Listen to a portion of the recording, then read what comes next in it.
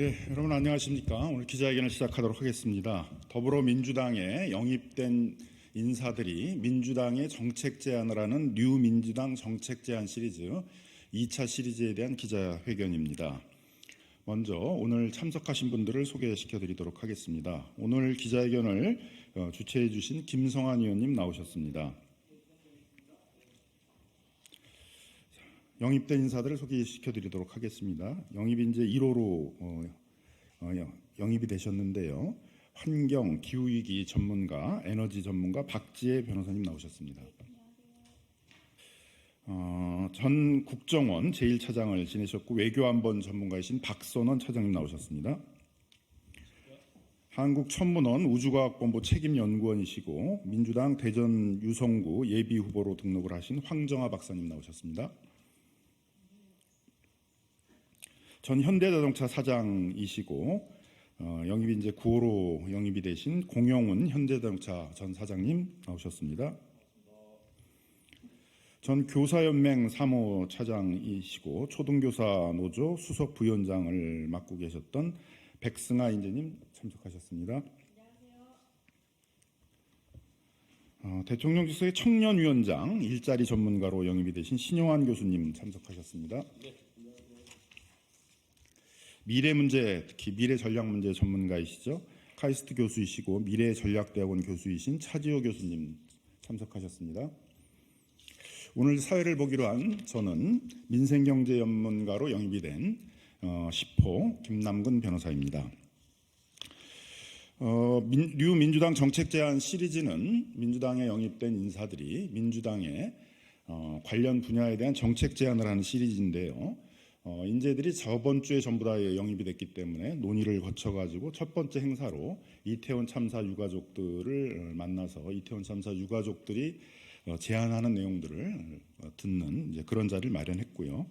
지난 월요일 날 그 1차 시리즈로 혁신 성장과 민생 경제에 관한 정책 제안을 5가지를 민주당에 제안을 드렸습니다. 그래서 오늘은 특히 이제 R&D 예산이 축소돼서 그 연구 현장에서는 연구자들이 이탈을 하기 시작하는 등 상당히 심각한 위기 상황들이 나타나고 있는데요. 그 축소, 감축된 R&D 예산을 복구하고 이렇게 즉흥적으로 R&D 예산이 감축되지 못하도록 하는 법제도를 만들기 위한 정책 제안하고, 또 하나는 그 재생에너지 100%를 사용하는 것을 이제 R200이라고 이렇게 얘기를 합니다만, 이미 미국에 있어서의 구글, 애플과 같은 주요 기업들이 한국의 기업들과 거래를 할 때 거래 조건으로 재생에너지 100%들을 요구를 하고 있고, 유럽의 경우에 있어서는 500인 이상 사업장들에 대해서는 이러한 그 재생에너지 100%를 상대방 기업들이 사용하는지에 대해서 실사를 하도록 하는 그런 법안이 지금 추진되고 있는 등 상당히 규범화되고 있는 추세입니다. 그런데 비해서 윤석열 정부는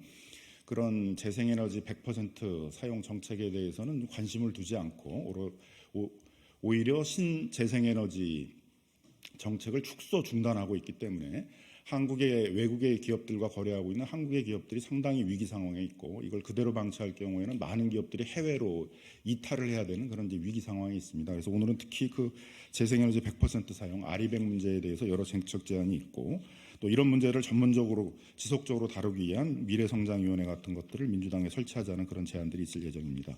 먼저 첫 번째 제안으로 박지혜 변호사님께서 첫 번째 R&D 예산과 관련해서 황정아 박사님께서 제안을 해주시겠습니다. 네, 안녕하십니까. 대전 유성을 국회의원 후보 황정아입니다. 저는 첫 번째 저희 영입 인재들이 민주당에 제안하는 정책 시리즈 첫 번째로 R&D 예산 회복 그리고 정책 정상화에 대해서 말씀을 드리겠습니다. 2024년도에 올해 R&D 예산이 4조 6천억 원이나 급작스럽게 삭감됨에 따라서 현장에서 연구개발 현장에서 국가의 미래를 위해서 반드시 필요한 연구개발 프로젝트들이 갑자기 중단되는 일이 빈발하고 있습니다. 이렇게 예산이 급작스럽게 삭감되면 연구의 진행뿐 아니라 연구원들의 생계에까지 큰 영향을 받고 있습니다. 예산은 나중에 되돌릴 수 있다 하더라도 사람을 되돌리기는 힘들고 두뇌가 없어진 R&D는 두고 우리 국가에 피해를 줄 것임이 분명합니다. 이에 따라서 내년 예산 편성까지 기다릴 수가 없습니다. 1년의 공백 기간을 그냥 방치할 것이 아니라 심각한 후유증이 남지 않도록 즉각적인 대응 마련을 촉구합니다. 이를 위해서 우리는 2024년 추경 예산 편성을 통해서 즉각적으로 R&D 예산을 복원할 것을 요구합니다. 그래서 올해 1년 총 R&D 예산 65% 이상을 올해 상반기에 조기 집행하도록 해서 우선적으로 6월 말까지라도 연구개발 현장에서 공백이 생기지 않도록 조치할 것을 요구합니다. 그리고 R&D 예산 편성 과정에서 이번에 있었던 이런 졸속적인 즉각적인 편성이 사전 계획 없이 이루어지지 않도록 하는 예산 감축을 제한하는 법률 개정안을 제안합니다. 향후 국가의 경쟁력에 큰 영향을 줄 수 있는 R&D 예산에 대해서 사전 계획과 근거 없이 정부가 임의로 조정할 수 없도록 국가연구개발혁신법 등의 개정 혹은 신규 법안 제정 등을 통해서 행정부의 직권 남용을 방지하는 제도적 장치를 마련할 것을 제안합니다. 그리고 세 번째로 정부 출연 연구기관의 연구과제 중심 제도 PBS 제도의 개선을 요구합니다. PBS 제도로 인해서 대부분의 연구자들이 단기 연구 과제에만 집중할 수밖에 없는 현실입니다. 따라서 단기간에 보장할 수 있는 성과 생산과 국가 R&D 과제에서 요구하는 성공 기준 충족에만 매몰되고 있어서 필연적으로 연구개발 성과의 질적 저하를 가져오고 있습니다. 연구자들이 창의적, 도전적 연구를 할 수 있고 국가 경쟁력을 확보하기 위해서 연구자들의 처우 개선이 필요하고 연구자들의 동기부여 및 우수인재 유입의 기반을 마련하기 위해서 혁신적 연구 도전을 장려하고 그리고 출연연 연구원들의 인건비를 확정적, 고정적으로 확보할 수 있는 제도 마련을 제안합니다. 그리고 네 번째로 지역 자율 R&D 예산이 필요합니다. 지금 현재 중앙정부 주도의 R&D 예산 체계를 개선해서 지방정부가 자율성과 책임성을 갖고 각각의 지역의 특성에 맞는 R&D 투자 방향을 수립하고 집행할 수 있도록 개선해야 합니다. 현재 R&D 예산 대폭 삭감으로 더 큰 어려움에 처하고 있는 지역의 대학들, 지역의 연구소들의 생태계, 연구개발 생태계 지원하기 위해서 지방 거점 지역 연구소, 그리고 지방 R&D 예산 지원 확대가 필요합니다. 그리고 지방에 있는 기업들이 필요로 할 때 연구개발 인재를 적기에 채용할 수 있도록 하는 지역 맞춤형 민관학 공동협력 인재 육성 체계 구축을 제안합니다. 그리고 여야 협치를 통해서 국가 R&D가 보다 발전적인 방향으로, 개선적인 방향으로 제정되기를 제안합니다. 이번과 같이 급작스러운 R&D 예산 삭감 문제는 여야의 문제가 아닙니다. 그래서 국가 R&D 혁신 방향이 절대적으로 필요한 상황인데 우리나라가 현재까지 추격형 R&D를 해왔다면 이번에는 이제부터는 선도적인 R&D 이 예산 계획을 세워야 하고 이러한 노력을 기반으로 국가 경쟁력을 끌어올려서 우리나라도 선진국 반열에 오를 수 있어야만 합니다. 그래서 최근 전 세계적으로 그 경제 성장과는 다른 패러다임이 확산되고 있어서 녹색 기술, 디지털 기술, 우주 항공 기술 등 혁신 기술 등이 선제적으로 확보되어야 하고 국가 경쟁력을 견인하기 위해서는 선도적 R&D 체계를 구축할 필요가 있습니다. 따라서 혁신성 제고를 위해서 저는 여야를 막론하고 여야 협치를 기반으로 R&D 거버넌스 및 체계 개선 방안을 마련해서 국가 기술 경쟁력 제고 기반을 마련할 것을 제안합니다. 이러한 것은 최근에 이루어진 정부 출연 연구원의 공공기관 해제에 따른 정부 출연 연구원의 역할 강화 그리고 기능 제고 방안 등과 연계해서 추진해야 할 것으로 생각하고 있습니다. 네, 감사합니다. 다음으로는 윤석열 정부가 지금 외면하고 있는 아리백 정책과 관련해서 이를 다시 구현하기 위한 재생에너지 보급 촉진 특별법 추진 등과 관련해서 박지혜 변호사님께서 발표해 주시겠습니다. 네, 재생에너지 100% 사용으로 상징되는 이 재생에너지와 관련한 흐름은 기후위기 대응에 꼭 필요할 뿐만 아니라 기업의 생존의 필요 조건으로 부상한 현실입니다. 구글이나 애플 같은 다국적 기업의 요구가 있을 뿐만 아니라요, 그 해외 시장에서 소비자들의 요구도 상당한 상황입니다. 이러한 요구를 뒤에 업고 국제적으로 규범화도 상당히 진행이 되고 있는 상황인데요. 유럽연합을 중심으로 탄소국경 조정제도뿐만 아니라 일정 규모 이상의 기업을 대상으로 요구하는 공급망 실사법, 지속가능 금융공시 규정, 비재무정보 보고 지침과 같은 기후공시 의무화가 주요 국가에서 추진되고 있는 그런 상황입니다. 그래서 해외 기업과 거래하는 한국 기업들은 재생에너지 사용뿐만 아니라 온실가스 감축과 관련하여 강화된 의무를 부담하게 될 전망이 나오고 있는데요. 이에 따라서 전 세계적으로 재생에너지 확대에 대한 흐름은 분명합니다. 지난 한 해 전 세계 재생에너지 투자는 855조 원으로 원전 투자의 10배 이상으로 늘어났고요. 아리백 확산과 같은 그러한 시장의 요구에 대응하고자 하는 주요 제조 기업을 위한 지원 정책들도 각국이 경쟁적으로 내놓고 있는 상황입니다. 예를 들어서 TSMC가 2040년까지 아리백 달성을 선언했는데요. 대만 정부는 해상 풍력에 대한 접속료 인하 그리고 인허가 확대 조치를 통해서 해당 기업을 적극적으로 지원하고 있는 상황입니다. 따라서 이러한 흐름에 대응하기 위한 재생에너지 확대 정책이 절실함에도 불구하고 윤석열 정부는 이러한 흐름을 외면하고 있습니다. 그리고 사실 어제 한동훈 위원장이 국힘의 기후 공약을 발표를 했는데요. 국민의힘에 기후 공약이라고 말을 했지만 내용을 살펴보면 태양광의 태자도 찾아볼 수 없는 탈태양광 정책이다라고 말할 수밖에 없는 그런 공약을 발표했습니다. 그래서 현 정부의 정책과 궤를 같이 하는 모습을 보여주고 있어서 앞으로 재생에너지 확대와 관련한 전망이 상당히 어둡다라고 볼 수 있는 것 같습니다. 이러한 상황에서 우리는 국내 기업의 경쟁력 강화를 지원하고 우리나라 앞으로 지속가능한 발전을 위해서라도 재생에너지 확대 정책이 절실한 실정인데요. 크게 세 가지를 제안드리고자 합니다. 첫 번째는 후퇴한 재생에너지 보급 목표를 원상으로 복구하는 것입니다. 지난해 기후변화협약 당사국 총회에서 전 세계가 2030년까지 재생에너지를 3배 늘리겠다는 것에 합의했고 우리나라도 거기에 서명했습니다. 이러한 합의를 지키기 위해서라도 재생에너지 보급 목표를 원상 복구해야 할 것입니다. 두 번째는 아리백 이행을 지원하는 재생에너지 보급 촉진 특별법을 제정할 것을 제안합니다. 지붕태양광, 영농형 태양광, 수상태양광 촉진하고 신속한 해상풍력 발전의 추진을 위해서 인허가 제도를 개선해야 합니다. 그리고 공공 건물이나 철도, 도로 등 여러 유휴부지를 활용한 재생에너지 설치 확대를 이끌어낼 수 있도록 적극적인 정책 조치들을 담은 특별법을 제정할 것을 제안합니다. 그리고 마지막으로 여러 가지 재생에너지 확대와 관련한 여러 가지 부담을 가지고 있는 기업들을 지원하기 위해서 특히 중소기업들이 그러한 비용 부담을 느끼는 상황일 수 있을 것 같은데요. 재생에너지 설치 투자에 대한 투자세 공제 도입을 제안합니다. 다음으로 네 번째로 재생에너지의 경우에 있어서는 전국적으로 골고루 공급될 수 있는 게 아니라 특정 지역에서 집중적으로 공급될 수 있는 그런 성질의 것이어서 지역별로 재생에너지를 집중적으로 공급하고 거기에 여러 대기업과 관련 중소기업들이 집적하도록 하는 클러스터 전략들이 전 세계적으로 추진되고 있습니다. 우리의 경우에 있어서도 이런 지역균형 발전 전략과 함께 이런 지역 아리백 클러스터 같은 것들이 추진돼야 된다는 내용인데요. 현대자동차 사장님 출신의 공용훈 인재께서 발표를 해주시겠습니다. 네, 반갑습니다. 제가 나눠드린 자료 9페이지를 참고해 주십시오. 시대에 역행하는 메가 서울 정책을 폐기할 것을 촉구하고 그 대안으로 지역 아리백 클러스터 정책을 제안합니다. 지역경제 활성화 방안도 혁신과 글로벌 감각이 필요합니다.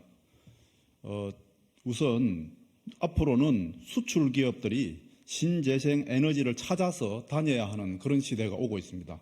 제가 몸담았던 현대자동차도 모두 10개 나라의 공장을 가지고 있는데 자체 검토해 본 결과 어느 나라부터 가장 신재생 에너지를 빨리 확보할 수 있나 전환할 수 있는가 평가를 해보니까 10개 나라 중에 한국이 꼴찌입니다. 제가 삼성전자 임원한테 물어보니까 삼성전자도 10여 개 나라의 공장이 있는데 그 전환 속도를 측정을 해보니까 실제로 공장을 돌릴 수 있는 그 방법을 측정을 해보니까 삼성전자도 한국이 꼴찌로 나왔다고 합니다. 이렇게 되면은 여기서 만든 물건을 제품을 해외로 팔 수가 없기 때문에 기업이 신재생 에너지가 있는 해외로 찾아서 나갈 수밖에 없는 상황이 옵니다. 그런데 이거를 극복하기 위해서 그 공간이 넓은 지방에 그 R&D 클러스터를 만들어서 해외에 안 나가도 되도록 그 신재생 에너지 공급망을 구축을 하고 거기에 혁신 기업, 수출 기업들을 찾아오게 만드는 그런 전략이 필요하다 이런 말씀입니다. 그래서 지금 그 국힘이 주장한 메가 서울 정책은 지속 불가능할 뿐만 아니라 시민들에게 고통만 배가시키는 그런 정책이고요. 그래서 그것을 지역의 R&D 클러스터를 만들어서 혁신 기업과 결합시키는 그런 새로운 정책을 채택해야 한다. 이렇게 주장합니다. 이상입니다. 예, 추가적으로 수도권에 있는 기업들에도 이 재생에너지를 공급하는 정책이 필요한데 그거 관련해 가지고 박선원 전 국정원 차장님께서 보충적인 제안을 해주시겠습니다. 네, 박선원입니다. 재생에너지 공급이 상대적으로 쉽지 않은 수도권의 경우에도 인천 등 현지 여건에 맞는 재생에너지 시설 설치를 통해서 RE100 클러스터를 개발하는 등 수도권에서도 혁신 기업의 수출 경쟁력을 강화할 필요가 있습니다. 인천은 수도권에서 거의 유일하게 인구가 늘어나고 있습니다. 새롭고 질 좋은 일자리가 필요합니다. RE100 산단 없이는 좋은 일자리가 나올 수가 없습니다. 인천의 검단, 서구 같은 지역에서는 RE100 인증 지역 분산 에너지 특구를 설치할 수 있습니다. 여기에 생산된 에너지는 전기는 인근 테크노밸리에 공급해서 첨단 산업이 유치되어 매우 빠른 속도로 신속하게 주문을 받으면 바로 공급할 수 있는 체계를 갖춰서 반도체 분야 등에서 경쟁력을 확보하도록 해야 합니다. 여기에 더하여 산업단지 자체 면적의 30%를 RE100 산단 에너지 생산 기지로 지정해서 수도권에서도 있는 땅 공간을 최대한 활용해서 RE100 전진 기지를 만드는 클러스터화해야 한다는 주장을 하는 바입니다. 예, 과거에는 20년, 30년 걸리던 미래가 2년이면 3년이면 바로 다가오는 시대가 되고 있습니다. 바로 미래에 대해서 적극적으로 준비해야 되는 시대가 되었는데요. 민주당 내에 이런 미래 성장에 대해서 대비하는 위원회를 설치할 것들을 제안하는 내용을 차지호 교수님께서 발표해 주시겠습니다.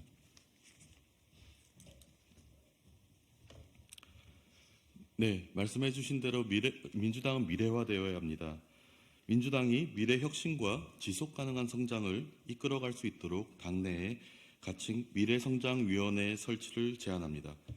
민주당이 R&D 예산과 정책, 재생에너지 공급, 전기차, AI 등 미래 산업의 성장과 이에 따른 우리 사회와 경제, 그리고 환경, 그리고 민주주의에 미치는 영향, 해외 관련 산업과 정책의 동향 등을 종합적으로 연구 분석할 수 있는 그리고 그에 대한 대응 정책과 입법을 적극적으로 추진할 수 있는 미래성장위원회를 제안합니다.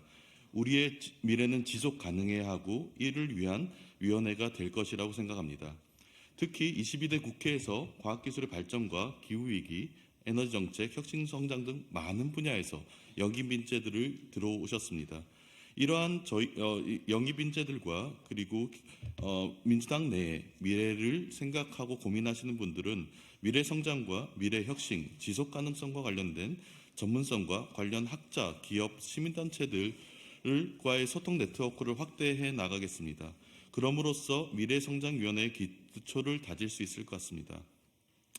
현재 R&D 예산 축소는 미래를 죽이는 일이고 RE100과 같은 정책의 더딘 적용은 우리의 미래의 지속 가능성을 파괴해버리는 일입니다. 미래는 회복되어야 하고 그리고 다시 지속 가능하게 성장되어야 합니다. 이를 위한 처음 시작으로서 미래성장위원회를 제안드립니다. 다음은 보충적인 의견들을 듣도록 하겠습니다. 교육 전문가로 영입되어 오신 백승아 인재님께서 발표해 주시겠습니다. 지금 우리나라 교육이 길러내온 많은 인재들이 R&D 예산 삭감으로 본인의 연구를 중단하고 포기하고 심지어 떠나기까지 하고 있습니다. 윤석열 정부에 요구합니다. R&D 예산을 반드시 회복시키십시오. 그래서 우리 교육이 길러낸 많은 인재들이 우리나라를 떠나지 않고도 국내에서 마음껏 연구에 매진할 수 있도록 해야 합니다. 이상입니다. 네, 다음은 청년 일자리 전문가이신 신용환 교수님께서 발표해 주시겠습니다. 네, 신용환입니다. R&D 예산 확충, RE100 혁신 정책, 정착을 통한 사항들은 대한민국의 미래 일자리, 미래 먹거리, 미래 일거리를 만드는 데 핵심적인 사항입니다. 윤석열 정부에서 축소했던 R&D 예산 반드시 확충하시기를 촉구하고 민주당과 함께 이런 정책들이 잘 정착돼서 청년들의 미래 일자리, 미래 성장 사다리를 놔줄 수 있도록 함께 노력하겠습니다. 감사합니다. 예, 민주당의 영입 인재로 영입되신 전문가들이 정책 제안을 하는 뉴민주당 정책 제안 시리즈 3차는 내일 검찰, 경찰, 감사원, 국정원 등의 권력기관 개혁에 대한 내용으로 진행을 하도록 하겠습니다. 오늘 기자회견 마치도록 하겠습니다.